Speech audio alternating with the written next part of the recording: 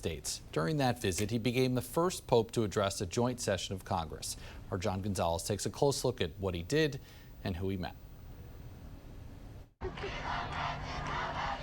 Pope Francis was only in the D.C. area for about 48 hours, but he packed a lot in. Greeted by then-President Barack Obama and Vice President Joe Biden, the Pope received a resounding welcome at Joint Base Andrews on Tuesday, September 22nd, 2015.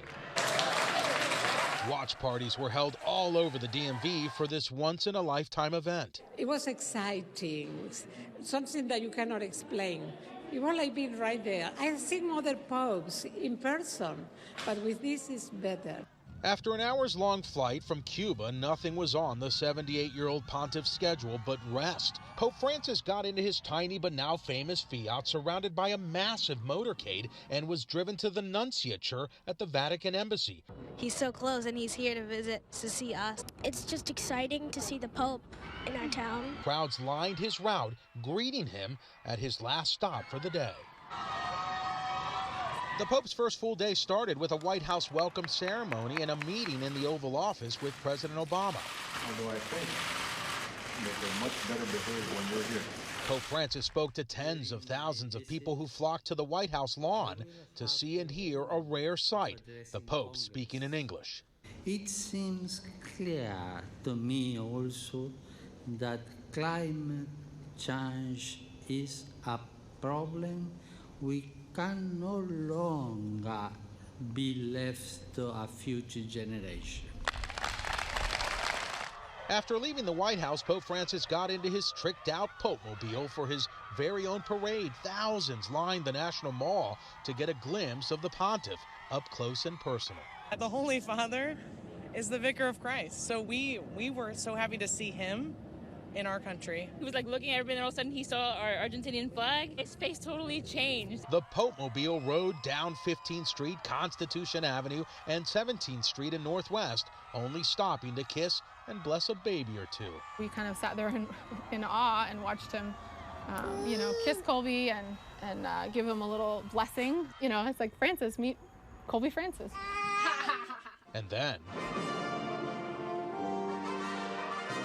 Pope Francis had a midday prayer with more than 300 U.S. bishops at St. Matthew's Cathedral. Speaking in Italian, the Pope praised the bishops for their integrity as the church ousted clergy found guilty of sex abuse. He has really breathed a new spirit into the church, a spirit of openness, of dialogue, of compassion, something that we've been waiting decades for. Pope Francis finished his first full day in D.C. at the Basilica of the National Shrine of the Immaculate Conception, also known as America's Catholic Church. 25,000 people gathered for Mass as Pope Francis canonized Junipero Serra, a Spanish priest and missionary. A Franciscan friar. Pope Francis took his name from Francis of Assisi, and the Latino Catholic community here in the United States is tremendously excited about it. The controversial move also drew protest as many allege Serra was part of the brutal colonization of Native Americans in California, which the Vatican denied. Then came the second controversial appointment of his trip and the most historic. Mr. Speaker, the Pope of the Holy See. On Thursday, his final day in the district, Pope Francis addressed a joint meeting of the United States Congress, becoming the first pope ever to do so. He spoke for close to an hour, touching on sensitive issues facing America, including abortion rights and immigration.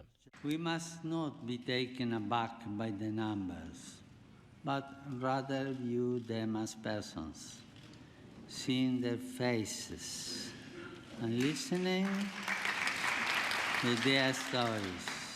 It's very powerful. It's extraordinary to see a Pope speaking about our community in a way that is humanizing our community.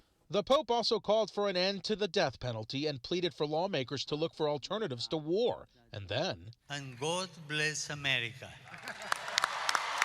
In a surprise move, the Pope spoke in English to tens of thousands on the West Lawn of the Capitol before visiting St. Patrick's and Catholic Charities, where the homeless, disabled, and domestic violence survivors were fed and many received blessings from the pontiff. I'm glad that he's echoing Jesus' call to serve the least of these, our brothers and sisters. One young child had a special request. I gave him a letter. He wanted to write a letter, and then he didn't know what to write, so I just helped him out to write it.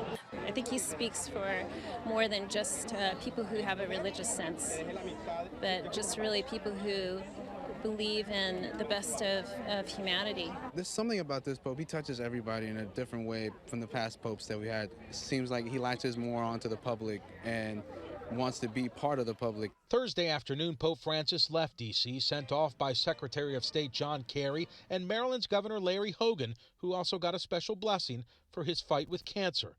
Dozens joined the crowd to watch the Pope's plane take off from Joint Base Andrews, headed for his next U.S. stop, New York. My only concern is that people will remember his message. John Gonzalez, 7 News.